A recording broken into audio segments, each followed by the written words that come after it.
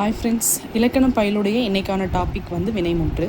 வினைமுற்றை பற்றி நீங்கள் தெரிஞ்சுக்கிறதுக்கு முன்னால் வினைனா என்னன்னு தெரிஞ்சுக்கணும். வினைனா ஒன்றும் இல்லை, நம்ம செய்கிற ஒரு செயலுமே நம்ம வினைன்னு தான் சொல்லுவோம்.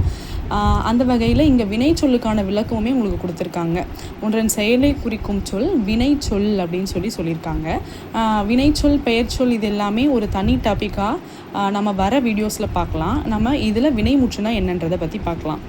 வினைமுற்று இந்த வார்த்தையை படிக்கும்போது நமக்கு என்ன தெரியுது? வினைனா செயல் சொல்லியிருக்கோம், முற்று அப்படின்னா முடிவு பெற்று இருத்தல். அப்பொழுது செயல் முடிவு பெற்று இருப்பதை தான் நம்ம வினைமுற்று அப்படின்னு சொல்கிறோம். இங்கே எடுத்துக்காட்டுக்கு உங்களுக்கு 3 தொடர்கள் கொடுத்துருக்காங்க பாருங்கள். மலர்விழி எழுதினால், கண்ணன் பாடுகிறான், மாடு மேயும். இதில் இறுதி சொற்களை மட்டும் பாருங்கள் எப்படி இருக்குது அப்படின்னா முழுமை பெற்றிருக்கிறது. எழுதினால், பாடுகிறான், மேயும் அப்படின்னு முழுமை பெற்றிருக்கு. இவ்வாறு இந்த சொற்களில் பொருள் முழுமை பெற்று விளங்குவதை தான் நம்ம வினைமுற்று அப்படின்னு சொல்கிறோம். ஓகேவா? இது எந்தெந்த இடத்துல வரும் அப்படின்னா 5 பால்களில் வரும், 3 காலங்களில் வரும், 3 இடங்களில் வரும். 5 பால் உங்களுக்கு தெரிஞ்சிருக்கும். ஆண் பால் ஆண்களை பற்றி குறிப்பிடுவது, பெண் பால் பெண்களை பற்றி குறிப்பிடுவது, பலர்பால் அப்படின்னா பலரை பற்றி குறிப்பிடுவது, ஒன்றன் பால் அப்படின்னா உயிரில்லாத பொருள் ஒன்றை பற்றி மட்டும் குறிப்பிடுவது, பலவின் பால் அப்படின்னா உயிரில்லாத பொருள் பலவற்றை பற்றி குறிப்பிடுவது. இதுதான் நம்ம 5 பால். இது வினைமுற்று என்பது 5 பால்களில் வரும் அப்படின்னு கொடுத்துருக்காங்க. நெக்ஸ்ட்டு 3 காலம். 3 காலம் உங்களுக்கே தெரியும். இறந்த காலம், நிகழ்காலம், எதிர்காலம். 3 காலத்திலையுமே வினைமுற்று வரும். 3 இடம். தன்மை, முன்னிலை, படர்கை. தன்மை அப்படின்னா இப்போது நான் பேசுகிறேன், அப்போது தன்மை என்னை பற்றி குறிப்பிடுவது, நான், நாம் அப்படின்னு குறிப்பிடுவது. சரியா? முன்னிலை அப்படின்றது என்னென்னா கேட்பவரை பற்றி குறிப்பிடுவது. நீ கேள், நீங்கள் கேளுங்கள் அப்படின்னு கேட்பவரை பற்றி குறிப்பிடுவது. படர்கை அப்படின்னா பேசப்படுபவர், நீங்கள் யாரை பற்றி பேச போகிறீங்க? அவள் தூங்குகிறாள், அவன் ஆடுகிறான், அவர்கள் சென்றனர். இந்த மாதிரி பேசப்படுபவர்களை தான் நம்ம என்னென்னு சொல்லுவோம் அப்படின்னா படர்கை அப்படின்னு சொல்லுவோம். வினைமுற்றில் 2 வகைகள் இருக்குது. என்னென்னா தெரிநிலை வினைமுற்று, குறிப்பு வினைமுற்று.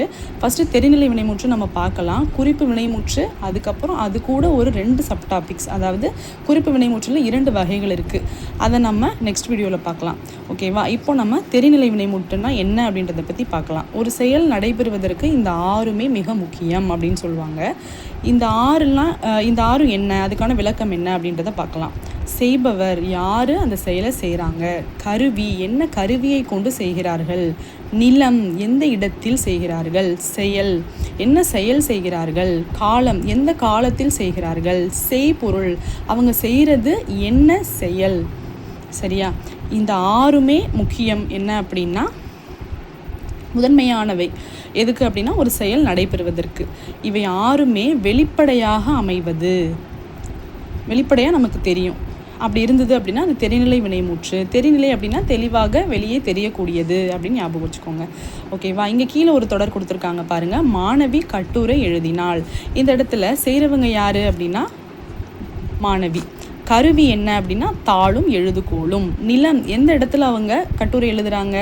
வீடாகவும் இருக்கலாம், பள்ளி ஸ்கூலாகவும் இருக்கலாம்.